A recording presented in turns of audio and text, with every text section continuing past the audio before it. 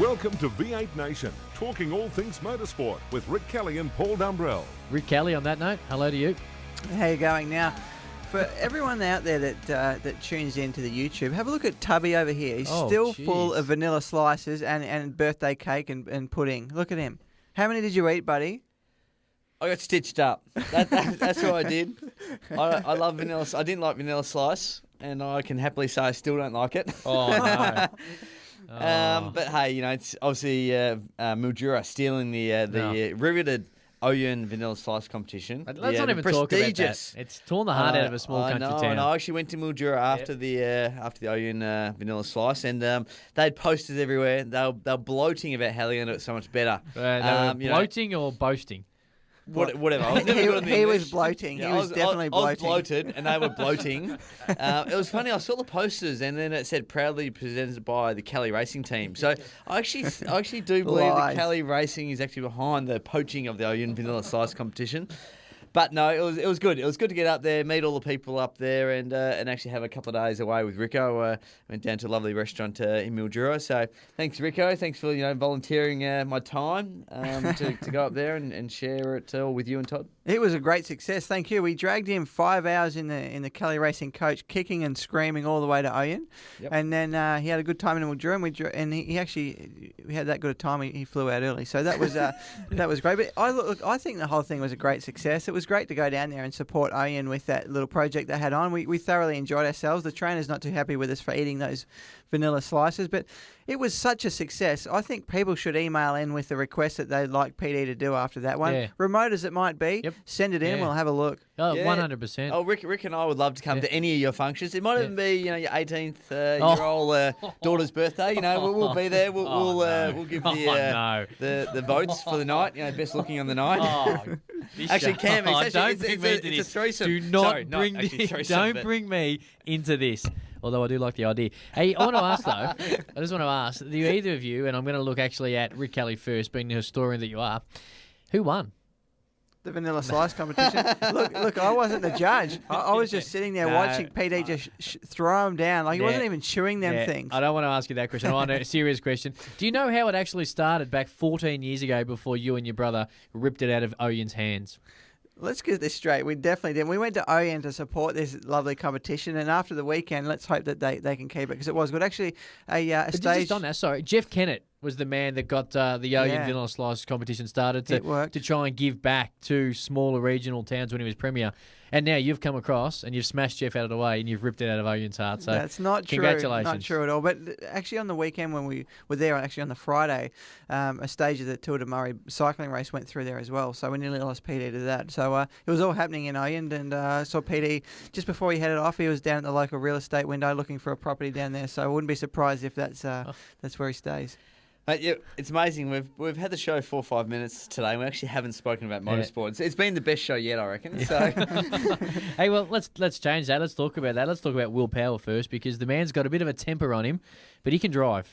The two-fingered salute, big fine, $30,000, $40,000 fine. It's any driver. It's a big amount of money. But he's come out in the best possible way. Pole position. He won the race. His actually team had a first, second, and third. They actually had the whole podium, which is an amazing feat. But he led, I think, 71 out of the 78 laps. So he really self-silenced all his critics, and he actually went through a bit of a phase there midway through the year where he was struggling a bit. He and Dario Franchitti, there was a fairly big gap in the championship, but now there's 4 races to go in the championship, race 14 of 18, and they've got 2 races on road courses and 2 races on oval tracks. So he won in IndyCar. They have 2 championships. They have the oval championship, and then the like a road course championship, and then the overall championship. And he won the road course. Yeah, he won the road course. They actually present trophies, etc. on that. Yeah, definitely. There you go.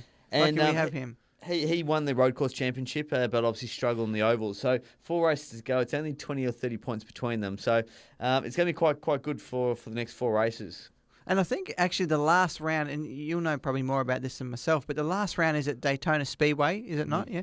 And No, you don't know. And it's Grant Rowley will be able to tell us a little bit will. more later in the show. But it's on a very, very high banked course, from what I understand. Super Speedway. 2.5 mile. And they pull an enormous amount of G around that track, to the point where they thought some of the drivers were starting to grey out and black out from the amount of G they pull. Now, I think to give that race a boost, there's a multi-million-dollar prize if an outsider hops in a car and wins that race against these guys.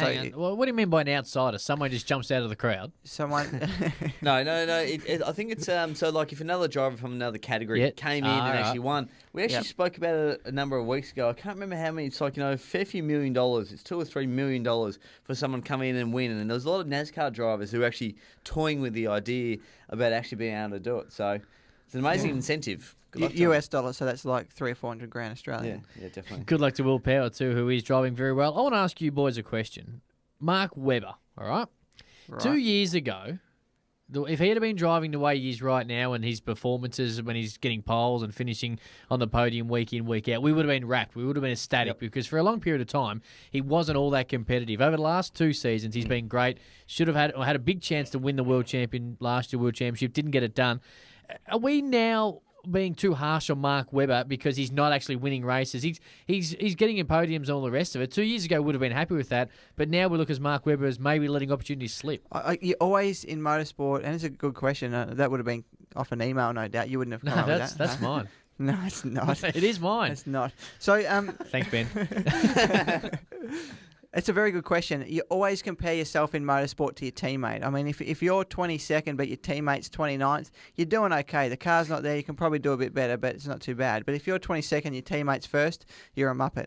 And so with what's going on with Mark Webber, he's doing a great job, but because his teammate is constantly on pole and constantly winning races, everyone's like, oh, come on, Mark, you can do a better job than that. But I mean, last year, it was probably a little bit more equal for him than what it would be there this year, and he was winning races, and it was a big breakthrough year from him. So when you come from a big breakthrough year and you step back a notch and your teammate's still up the front, there's a little bit of pressure on you, and that's what Mark's feeling. And I think he's voiced his opinion a few times this year with the equipment he's getting and the chance he's getting alongside Vettel, because obviously you compare yourself constantly to your teammate. Is the equipment the same? Is everything the same? So it's very interesting, and I think that he's in the world's biggest motorsport platform, and the spotlights are on him, and regardless of if he's first or second, he's doing a great job still. And let's hope there's still a few great races. I think he's just announced his signing for 2012, and he's got more in him. Yeah, no doubt. I just think maybe if there was another Australian in there full time as well, we wouldn't be so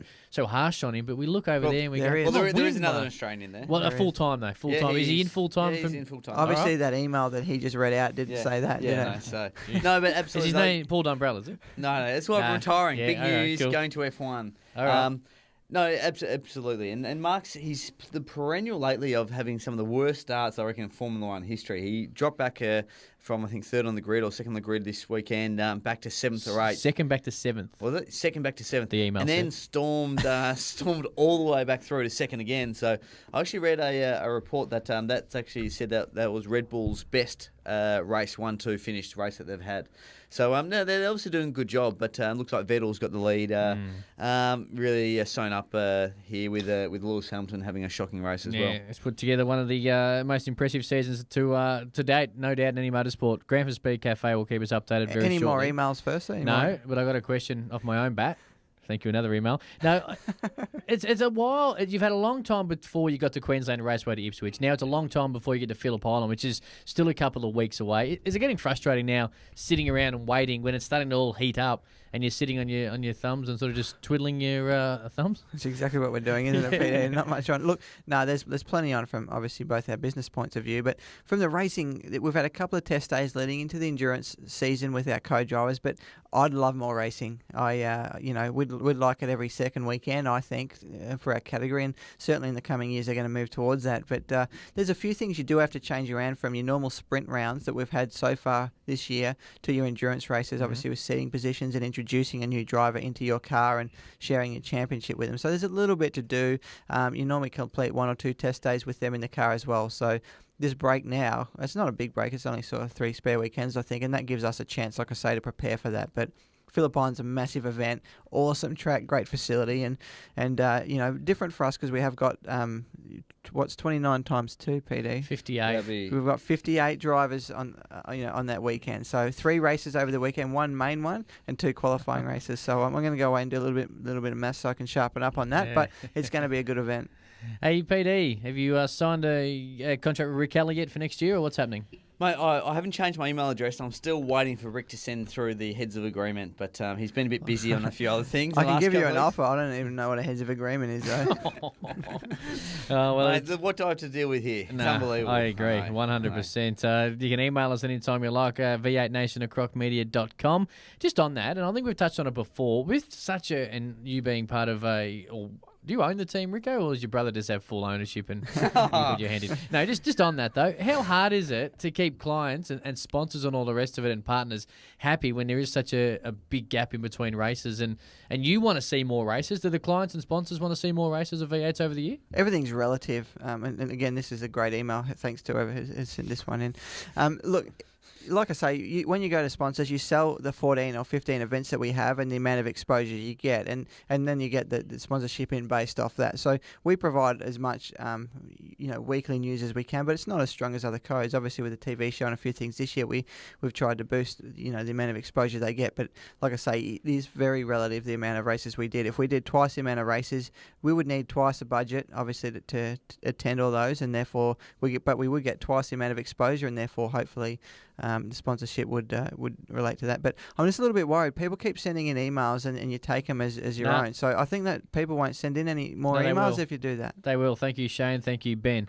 We've actually got a prize, don't we? We're actually going to run a competition. Right. We are. From next week, we are going to try and find out the most remote listener of this very program, and you're going to sign. Well, actually, one is going to sign something depending on what the contestant wants. If they're a Ford or Holden fan, we'll either give you a Bottle Racing polo top end hat or a Jack Daniels Racing polo hat and stubby holder. Oh, jeez! and there's also a Bottle stubby holder as well. And we'll throw in, if you pick the Holden, we'll throw in a lanyard.